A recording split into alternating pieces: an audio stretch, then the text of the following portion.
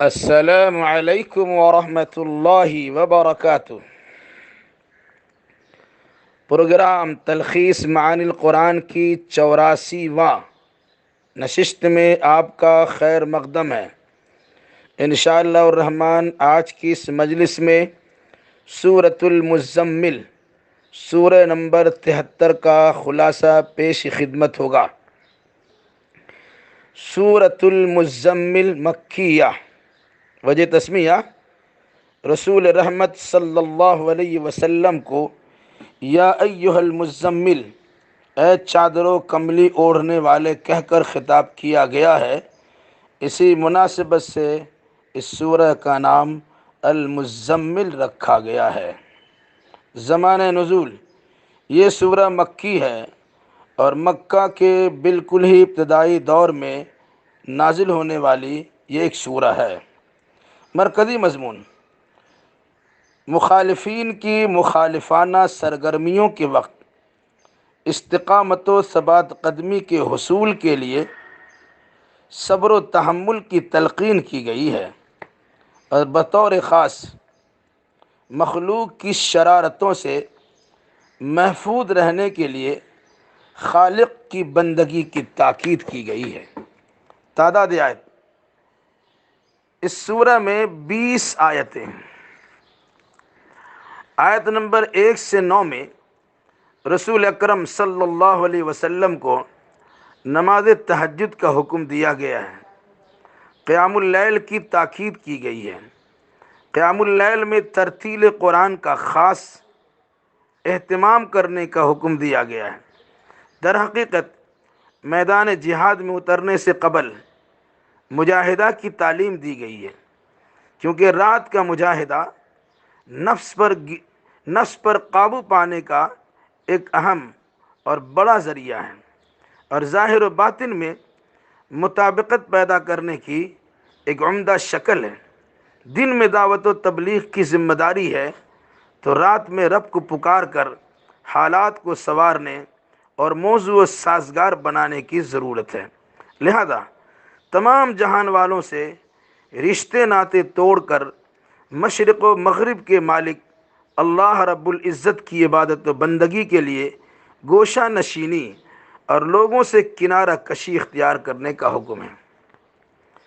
آیت نمبر 10 سے 14 میں کافروں کی ایذا رسانی پر رسول اکرم صلی اللہ علیہ وسلم کو صبر کی تلقین اور حق و صداقت کے انکاریوں کا معاملہ اللہ کے حوالے کرنے کی تعلیم دی گئی ہے، چونکہ اللہ نے ایسے مخالفین کے لیے بیڑیاں اور جہنم کی سزا مقرر کر رکھی ہے۔ حلق میں پھنسنے والا کھانا اور دردناک عذاب بھی ان کے لیے متعین کر دیا گیا ہے۔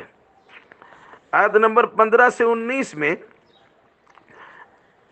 اہل مکہ کو خطاب کرتے ہوئے رسول اللہ صلی اللہ علیہ وسلم کی رسالت کا ذکر ہے، اور فرعون کی مثال دیتے ہوئے اہل مکہ کو یقین دلایا گیا ہے کہ اگر رسول کی مخالفت سے باز نہیں آئے تو فرعون اور فرعونیوں کی طرح تم بھی اس دنیا میں عذاب سے دوچار کیے جاؤ گے، اور مرنے کے بعد قیامت کے دن کی ذلت و خواری سے اپنے کو محفوظ نہیں رکھ سکو گے۔ جس دن طاقت و توانائی ختم اور بچے مارے غم کے بوڑھے ہو جائیں گے، آسمان اپنی رفعت و بلندی کو کھو دے گا، آسمان پھٹ جائے گا اور قیامت آ جائے گی۔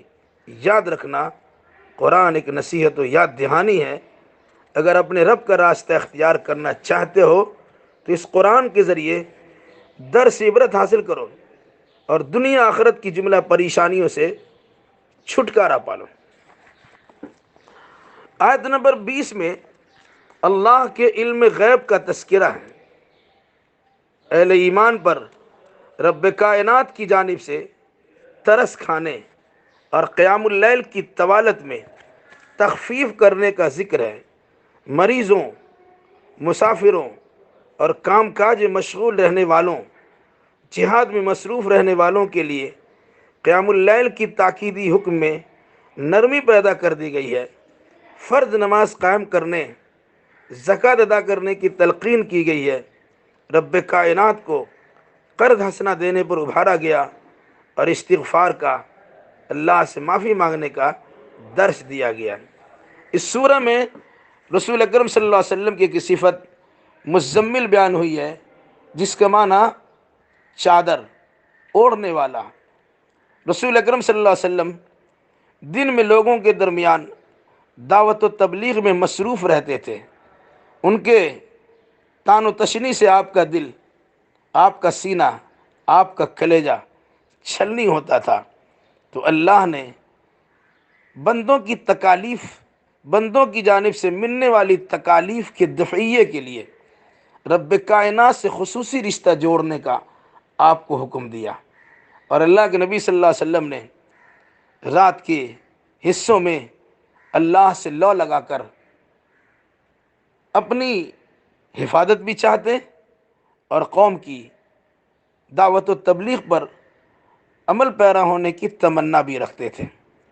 قرآن ہی نے آپ سے کہا کہ رات کا جاگنا، عبادت و بندگی میں مصروف رہنا، یہ در حقیقت نفس کو روندنے کے لیے ایک بڑا اہم ذریعہ ہے۔ اگر کسی قسم کی بات کسی کے اندر پیدا ہو جائے، کبر و نخوت آ جائے، تو اللہ نے کہا کہ اس کبر و نخوت سے انسان دور رہ سکتا ہے کہ عوام الناس کے سامنے کچھ اور بات ہو، ان کی تکالیف کو جھیلنا اگر گوارا نہ ہو سکتا ہو تو اللہ تبارک و تعالیٰ سے صبر کی توفیق بھی مانگی جائے، اور ایسے نامساعد حالات کو مساعد حالات بنانے کی درخواست بھی کی جائے۔ تو رسول اکرم صلی اللہ علیہ وسلم کو حکم دیا گیا، جو کملی اور چادر آپ نے اوڑھ رکھی ہیں اب اسے اتار دیجئے اور اللہ کی بارگاہ میں نماز پڑھنے کے لیے، تہجد گزاری کے لیے، قیام اللیل کے لیے تیار ہو جائیے۔ چنانچہ اللہ کے نبی صلی اللہ علیہ وسلم اس پر عمل پیرا رہے اور اللہ نے آپ کے سارے معاملات کو حل کر دیا۔ آج بھی اگر کوئی انسان چاہتا ہے کہ عوام و خواص کی جانب سے ملنے والی پریشانیوں کو دور کرے تو اللہ تبارک و تعالیٰ سے نزدیک ہونے کی کوشش کرے۔ اللہ ہمیں اور آپ کر جملہ مسلمانوں کو کتاب و سنت کی روشنی میں عقیدہ و اعمال بجا لانے کی توفیق مرحمت فرما، آمین۔ والسلام علیکم ورحمۃ اللہ وبرکاتہ۔